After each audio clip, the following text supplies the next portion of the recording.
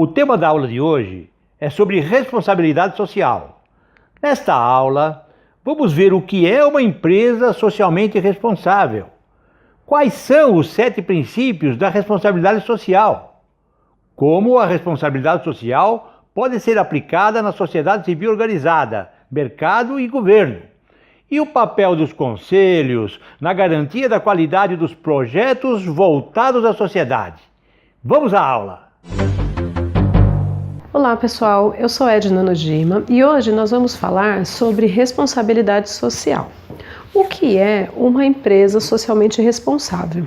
É aquela que atende os quesitos ditados por organismos de avaliação, como a ISO 26000, que avalia todos os impactos da empresa na sociedade e no meio ambiente. Então esta é a definição para a sustentabilidade. Portanto, a preocupação de uma empresa responsável socialmente vai muito além da sua atividade. Ela enxerga como pode gerar impactos positivos na sociedade e no equilíbrio da natureza, por meio de um comportamento ético e transparente. Por exemplo, não despejando insumos poluentes nos rios, fazendo reuso de água, assumindo a manutenção de praças, canteiros ou espaços de uso da comunidade no entorno da empresa. Esse entendimento é compartilhado entre vários países e organizações.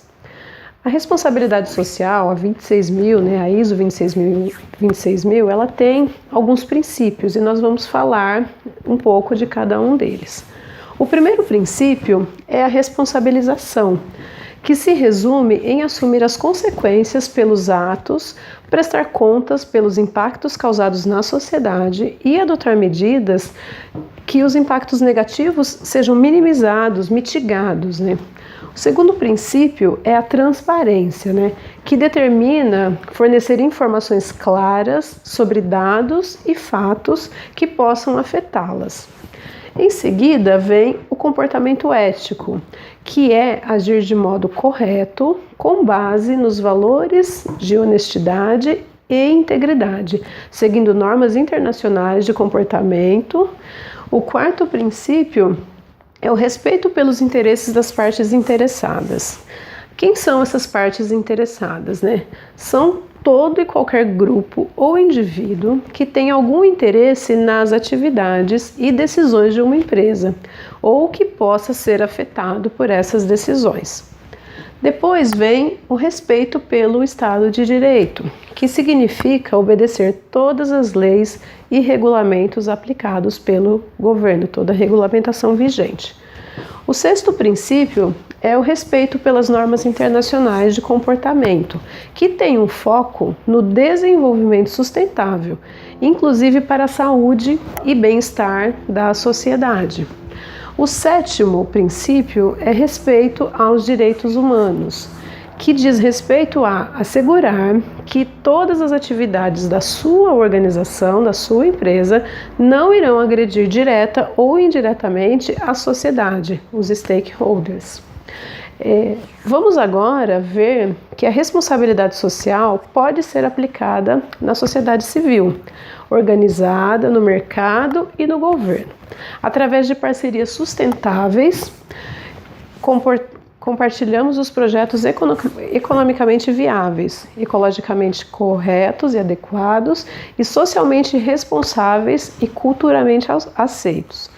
Nos segmentos populares, compartilhamos de iniciativas junto aos representantes da sociedade, como lideranças regionais, comunitárias, religiosas, conselhos, sindicatos e etc.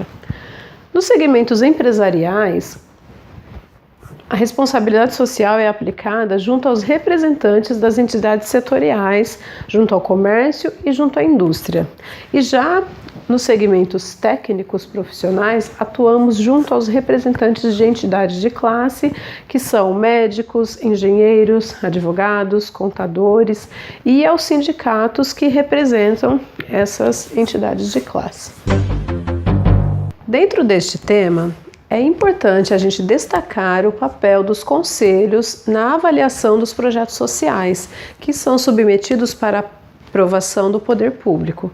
Os projetos considerados socialmente responsáveis geralmente passam pela aprovação dos conselhos, uma vez que os seus representantes têm um poder de opinar ou decidir, levando em conta os benefícios para a sociedade.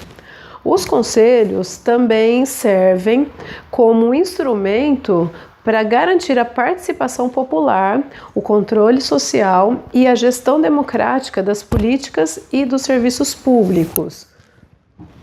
Os conselhos de políticas públicas, eles são criados por iniciativa do Estado.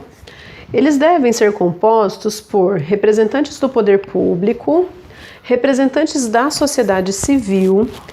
As decisões tomadas, elas são de caráter deliberativo ou consultivo. Os conselheiros não recebem nenhuma remuneração, é um trabalho 100% voluntário.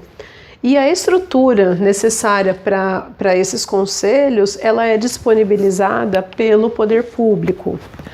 Os conselhos, eles são compostos por representantes da sociedade civil e do governo, na mesma proporção, sendo que os indicados da sociedade civil não devem ocupar nenhum cargo no poder público. E a função, relembrando, como já foi dito, ela não é remunerada. Temos aqui alguns exemplos de conselhos municipais, Temos o Conselho Diretor da Saúde, Conselho das Escolas Municipais, Conselho de Segurança, Conselho da Mulher, Municipal da Mulher, Conselho Municipal da Pessoa com Deficiência, Conselho Tutelar, entre outros, que também tem uma participação muito relevante. Baixe a nossa apostila para ver o conteúdo mais completo dessa aula e deixe a sua mensagem dizendo o que achou da aula. Se tem dúvidas também, encaminhe para nós, ok? Um abraço e até o próximo tema. Muito obrigada. Gostaram deste tema? O tema da próxima aula é Políticas de Inclusão Social. Nos acompanhe sempre, hein?